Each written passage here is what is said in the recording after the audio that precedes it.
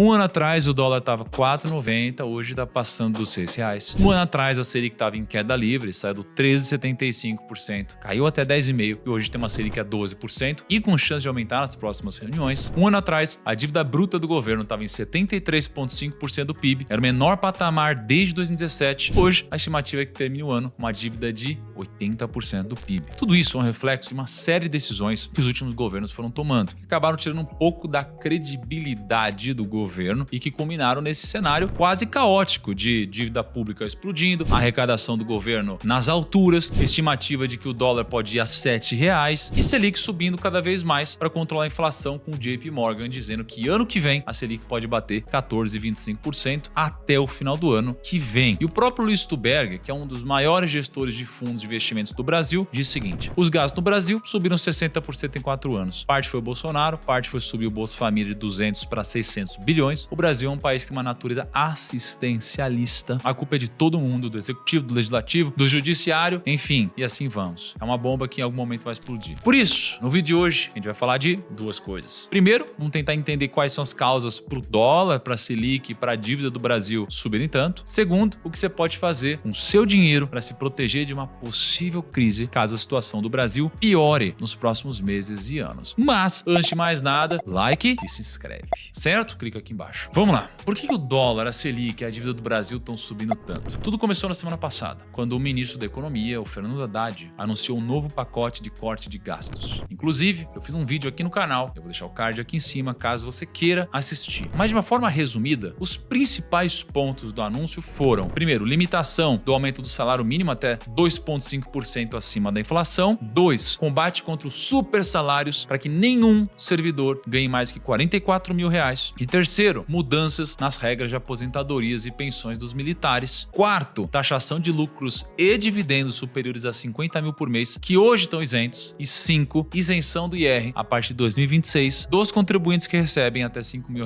E agora você deve estar olhando tudo isso pensando: uau, de primeira vista parecem medidas muito interessantes. As pessoas vão pagar menos imposto, elas vão poder tomar suas próprias decisões do que elas vão fazer com o dinheiro, mas o que de fato tem de errado com isso? Na teoria é tudo lindo e maravilhoso. O problema é que sempre que existe uma renúncia de um lado, precisa ter uma compensação do outro, às vezes até mais. Então, se o governo vai arrecadar menos por conta dessa isenção, ele deveria cortar gastos do outro lado. Então, qual é o parâmetro atual? O governo está batendo recorde atrás de recorde de arrecadação. E mesmo com a arrecadação nas máximas, não está conseguindo fechar as contas. Aí ele decide diminuir a arrecadação com todo esse pacote. É a mesma coisa que você está fazendo uma dieta, onde você já come mais calorias do que precisa, mas decide adicionar uma barrinha de chocolate por dia, que parece uma boa ideia na teoria. O problema é que se você não cortar caloria de outro lugar, o resultado vai ser engordar ainda mais. Com o governo, a lógica é parecida. Ele já gasta mais do que arrecada e aí a gente tem o famoso déficit fiscal. Daí, ao anunciar renúncias de receita, seria como você adicionar o chocolate na dieta sem cortar os excessos em outro lugar. E o resultado é que o mercado olha para isso e pensa: esse buraco vai ficar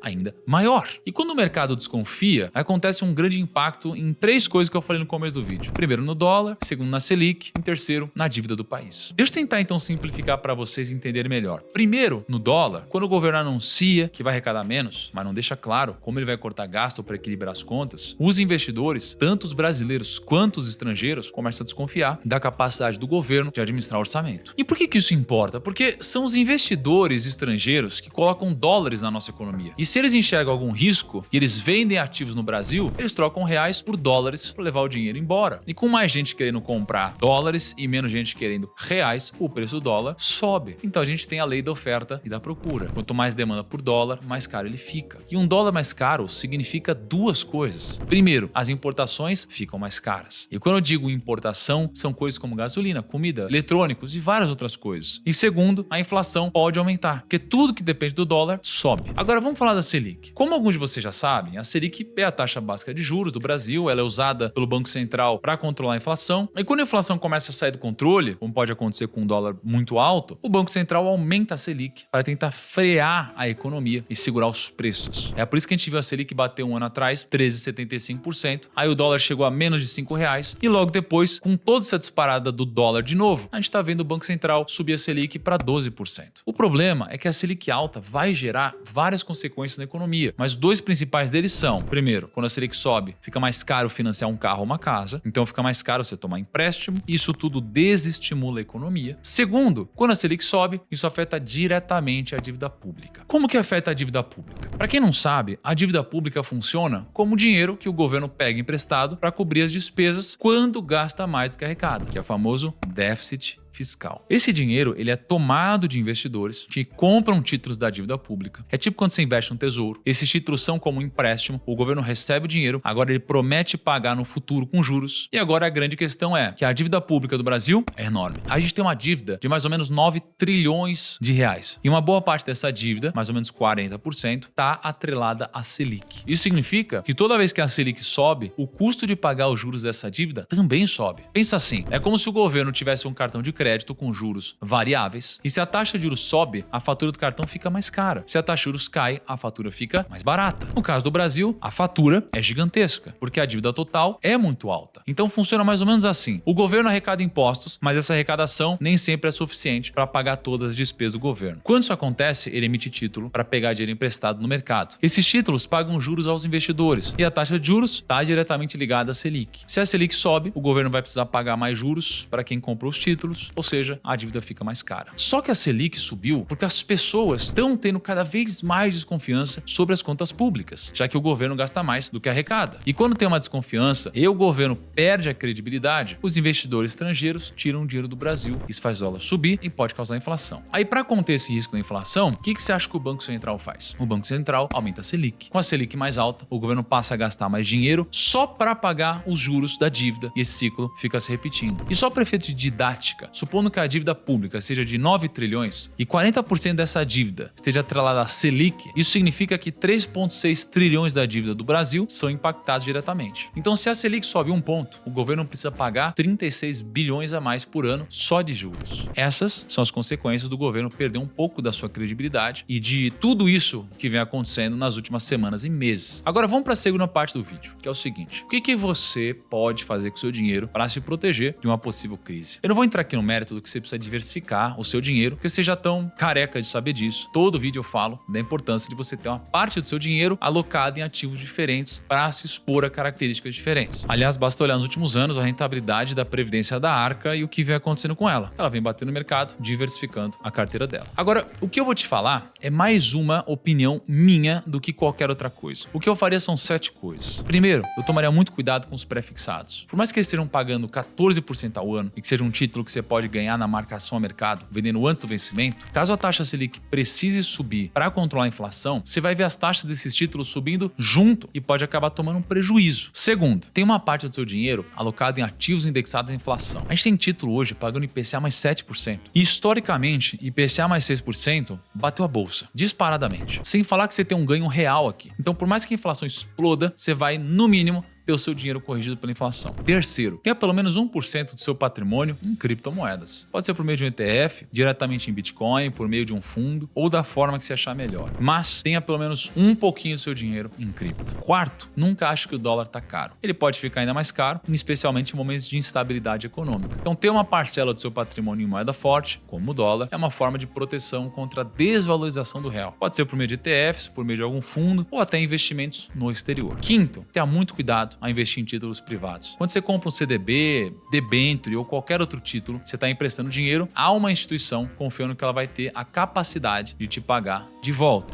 Se o emissor tiver dificuldades financeiras, ou uma crise, ou uma falência, você pode perder todo o capital investido. Então sempre analise o rating de crédito do emissor, porque diversificar entre diferentes emissores pode te fazer, por exemplo, se enquadrar dentro do FGC. E aí, se você tiver numa emissão bancária, num CDB, uma LC, LCA, dentro do FGC, se acontecer um problema, você está garantido. Sexto, evite investir em empresas extremamente endividadas. Com a Selic em alta, o custo da dívida dessas companhias aumenta muito. Isso impacta diretamente a geração de caixa e os lucros dessas empresas. Dê preferência para as empresas com boa gestão financeira e baixo endividamento, especialmente em setores mais resilientes durante os ciclos de alta de juros. Sétimo, economize o máximo possível, invista o máximo que você puder. O JP Morgan espera uma Selic a 14,25% em 2025. Então os rendimentos em renda fixa devem subir. Os fundos imobiliários empresários devem sofrer e talvez as ações também perem um pouco. Aproveite esse momento para comprar o máximo possível e acumular ativos que, em algum momento no futuro, vão destravar valor com uma queda da taxa Selic. Esse foi o vídeo de hoje. Deixa aqui nos comentários onde que você acha que vai parar o dólar, a taxa Selic, o déficit fiscal e o que você está achando da gestão do governo até agora. Vou ficando por aqui. Um grande abraço, até o próximo vídeo e tchau.